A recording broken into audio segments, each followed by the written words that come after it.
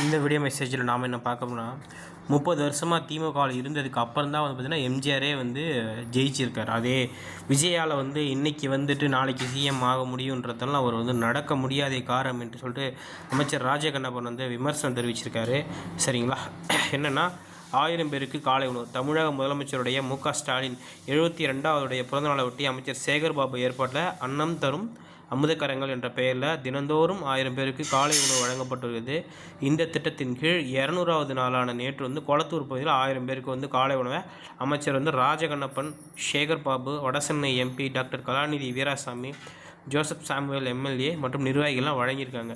Cinema பார்க்குற வயசுலன்னு சொல்லிட்டு கொடுத்துட்டு அதுக்கப்புறம் வந்து சட்டமன்ற தேர்தலில் வந்து திமுக கூட்டணி 200க்கும் மேற்பட்ட தொகுதியில் வெற்றி பெறும். ஆனால் அடக்கமாக 200 தொகுதிகள் என்று சொல்லி வருகிறோம்.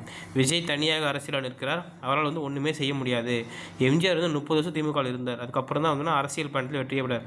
திடீர்னு வந்து யாரும் வந்து அரசியலெலாம் ஜெயிக்கவே முடியாது. விஜயகாந்த் ஒரு நேரத்தில் 25 லட்சம் பேருடன் மாநாடு நடத்தினார். இதெல்லாம் ஒரு பெரிய காரியம் கிடையாது. சினிமா பார்க்குற வயசில் ஓட்டு இல்லாத 10, 12, 13 வயசு சின்ன பசங்களை வச்சுக்கிட்டுலாம் இதெல்லாம் ஒன்றும் பாசிபிலிட்டி கிடையாது சொல்லியிருக்காரு. ஸோ இதை பற்றி உங்களுடைய கருத்து என்னன்னு சொல்லிட்டு கமெண்ட் செக்ஷனில் பதிவிடுங்க. கீழே இருக்க வாட்ஸ்அப் குரூப், டெலிகிராம் குரூப்பில் ஜாயின் பண்ணிக்கோங்க. நிறைய அப்டேட்ஸ் கொடுத்துட்ருக்கோம்.